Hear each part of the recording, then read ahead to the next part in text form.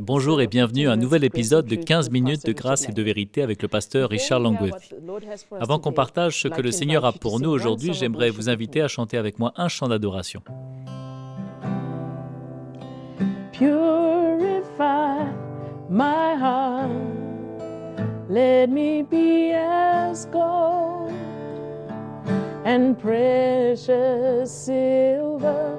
Purify my heart, let me be as gold, pure gold, refined as fire. My heart's one desire is to be holy, set apart for you, Lord.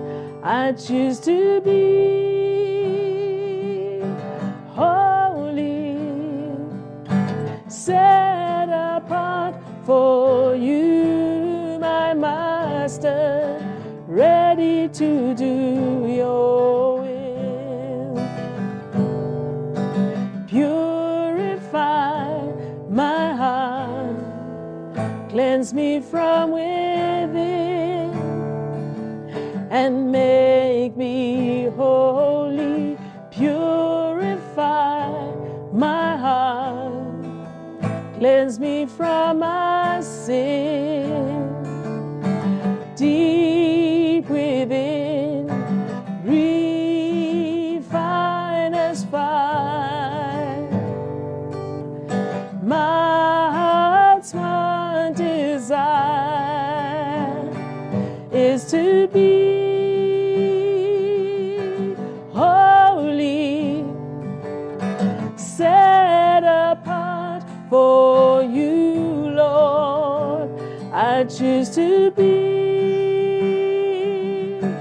holy, set apart for you, my Master, ready to do your will, ready to do your will, ready to do your will.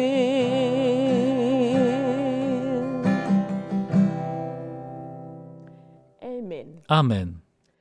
Maintenant, entendons ce que le Seigneur a pour nous.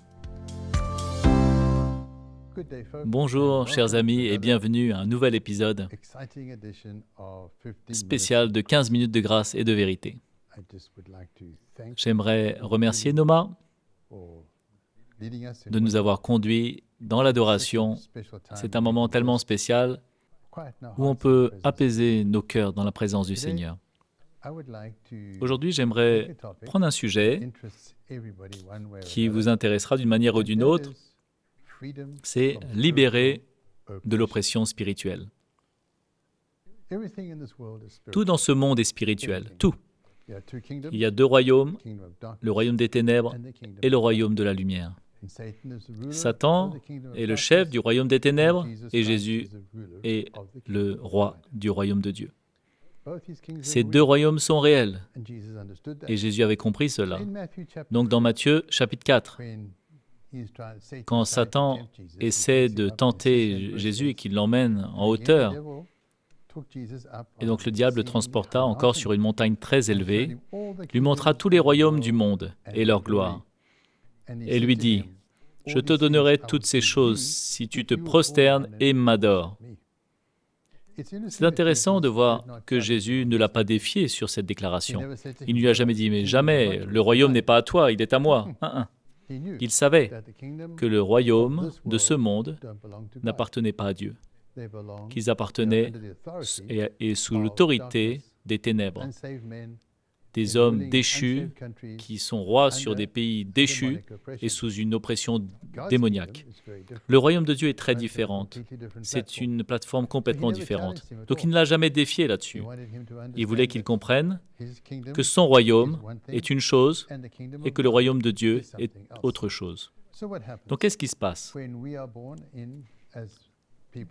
Quand on est né, on est des personnes déchues et nous sommes nés sous l'autorité, pas forcément sous l'oppression, mais sous l'autorité du royaume des ténèbres. Laissez-moi lire Éphésiens chapitre 2, à partir du verset 1.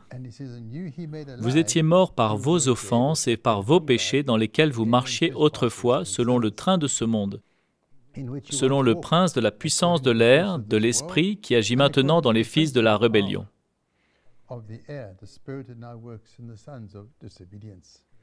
De tous aussi, nous étions de leur nombre et nous vivions autrefois selon les convoitises de notre chair, accomplissant les volontés de la chair et de nos pensées, et nous étions par nature des enfants de colère comme les autres. Donc Paul est très clair que l'homme, dans son état naturel, est plus aligné pour suivre les choses des ténèbres. Et la Bible nous dit qu'au fait que personne ne cherche Dieu.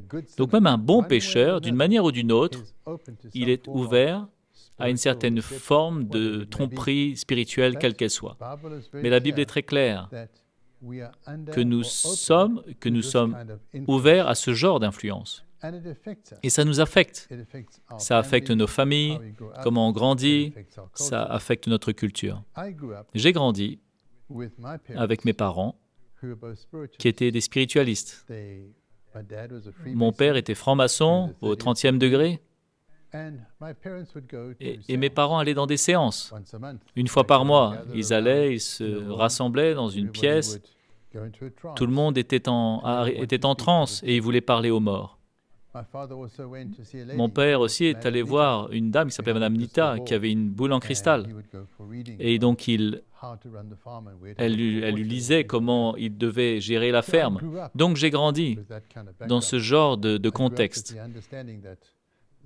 Et j'ai grandi dans cette compréhension que c'était comme cela. C'était ma famille, fonctionnait comme cela.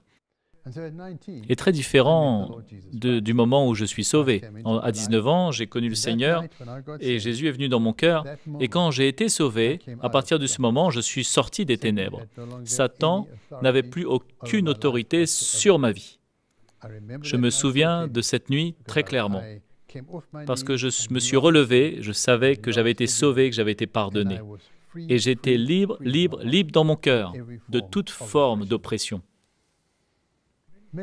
Beaucoup de personnes souffrent des vies de découragement ou de peur à cause de ces choses. Donc j'aimerais vous donner deux petites histoires. Des histoires très réelles. La première était une jeune femme indienne qui n'était pas sauvée et sa famille était impliquée dans certaines adorations occultes. C'était une fille très intelligente, elle avait 16 ans. Elle est venue un jour dans mon bureau, elle ne pouvait plus parler. Donc ses parents voulaient que je prie pour elle. Donc j'ai prié avec elle et au début rien ne s'est passé. Et finalement, elle avait ses ficelles autour de son poignet. Donc on les a coupées et on a commencé à les enlever. Et alors que j'enlevais ces ficelles, l'esprit est sorti d'elle. Mais je l'ai vu. En Afrique, on appelle ça un tikoloche. C'est comme un petit homme. Et il est sorti et il flottait dans l'air devant moi et il a disparu à travers la fenêtre. Et maintenant elle parlait.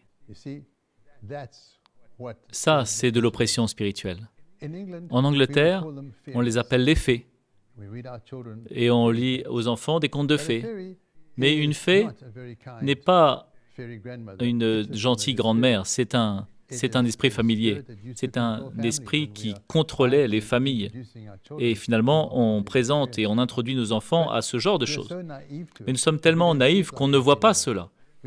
On ne réalise pas les racines de cela. On ne réalise pas comment l'occulte et les mensonges de l'ennemi ont été intégrés dans nos communautés. Mais c'est là, et ça affecte toutes les cultures, toutes les nations, tout le monde. Il y a des racines qui remontent aux ténèbres et à l'occulte. Laissez-moi vous donner une autre histoire. Maintenant, c'est une autre dame, aussi qui n'est pas chrétienne, mais elle ne se sentait pas bien. Et donc, elle est allée dans une église spiritualiste qu'on prie pour elle. Ils l'ont mis dans une pièce sombre, ils ont prié avec elle, et après, elle est partie. Mais la nuit suivante, elle a eu des rêves. Et elle a rêvé qu'un avion avait volé au-dessus de sa maison et s'était écrasé, et que le pilote était là, qu'elle a essayé de le sauver, elle l'a emmené jusqu'à l'hôpital en voiture, et il est mort. Donc elle racontait le lendemain à son travail ce qui s'était passé, et ses collègues ont montré cette photo dans le journal, et c'était la photo de ce pilote. Elle était surprise. Cette nuit, quand elle est allée dormir et qu'elle a éteint la lumière, le pilote est apparu dans sa pièce. Il était habillé dans son uniforme. Elle était terrifiée. Elle est sortie de son lit, elle a allumé la lumière et c'était parti. Et c'est revenu la nuit suivante. Et quand je l'ai rencontrée, après 3-4 nuits de cela, elle avait mis des manches à balai pour bloquer la porte et elle habitait au 3e étage. Elle était terrifiée. Pourquoi? Parce qu'elle s'était impliquée dans certaines séances où elle a ouvert la porte maintenant pour que ces esprits lui mentent et la trompent et pour faire apparaître cette personne morte. C'est très commun dans le monde occulte, mais ça n'a pas besoin d'être notre monde. Et maintenant, je veux vous lire un verset de Colossiens, chapitre 2. Voilà ce que Jésus a fait. Il dit, il a dépouillé les dominations et les autorités et les a livrées publiquement en spectacle en triomphant d'elles par la croix. Donc, pour pouvoir expliquer cela, je veux vous raconter une autre histoire de ce qui s'est passé pendant la Deuxième Guerre mondiale, après que la marine japonaise ait été conquise. Donc, le capitaine a été emmené sur le bateau américain et l'amiral américain a pris son couteau. Il a premièrement enlevé les casques, les insignes et toutes les médailles et toutes ces choses. Et après, il a pris son couteau et il a coupé ses épaulettes et il a coupé après les boutons sur sa tunique. Et il a laissé comme cela sur le pont du bateau avec moins d'autorité qu'un simple moussaillon. Et voilà ce que Jésus a fait. Quand il dit qu'il a dépouillé les dominations et les autorités, il a dépouillé de son autorité légale sur tout chrétien. Sur tout chrétien. Il les a dépouillés. Pour que quand nous venons à Christ, il nous a lavés par son sang, nos péchés sont pardonnés.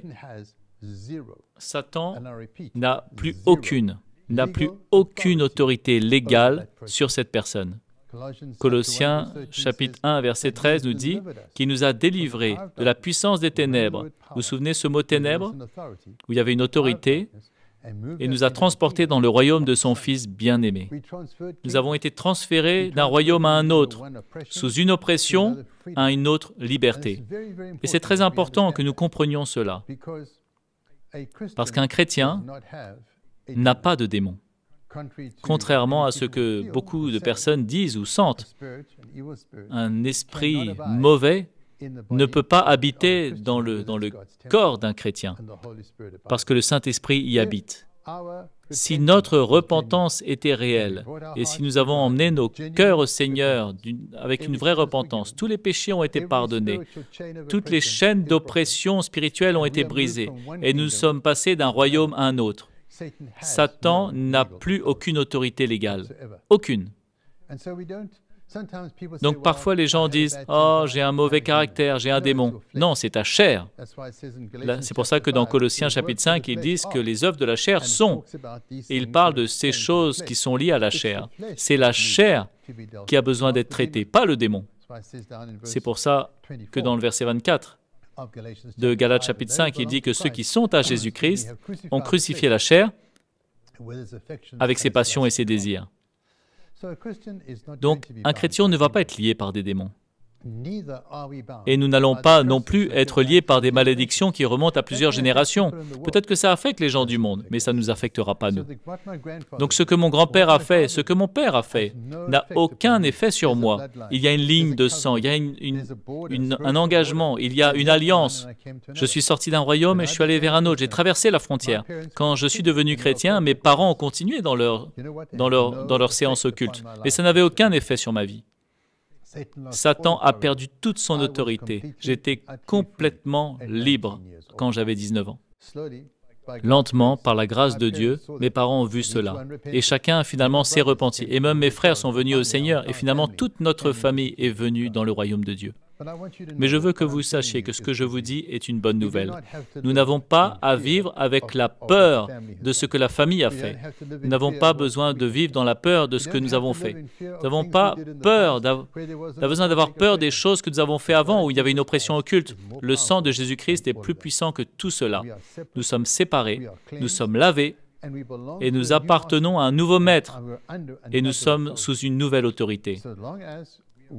Tant que nous sommes disposés à mettre notre vie claire dans la repentance, je peux vous dire que l'ennemi n'a aucun accès à votre vie. Il ne peut pas venir et posséder un chrétien. Alors ne laissez personne vous raconter des histoires. Vous êtes libre. Libre dans le Seigneur Jésus-Christ pour marcher dans la paix, pour marcher dans la liberté. Et de savoir que la grâce de Dieu sur votre vie est quelque chose de très réel. J'aimerais vous encourager. Restez ferme. Servez Dieu. Et emmenons cet évangile, la réalité de la rédemption de Christ, vers un monde perdu et à l'agonie. Et voir les chaînes être brisées dans la vie des autres aussi. Alors que Dieu vous fortifie, que Dieu vous bénisse. Et on se verra la prochaine fois dans 15 minutes de grâce et de vérité. Merci beaucoup d'avoir été avec nous une fois de plus. Nous espérons que vous ayez été encouragés. Si vous voulez être notifié des futurs épisodes, s'il vous plaît, abonnez-vous et cliquez sur le bouton de notification. Si vous voulez rester en contact avec nous, sentez-vous libre d'envoyer un mail à l'adresse qui apparaît maintenant. Sinon, à la prochaine fois, que le Seigneur vous bénisse.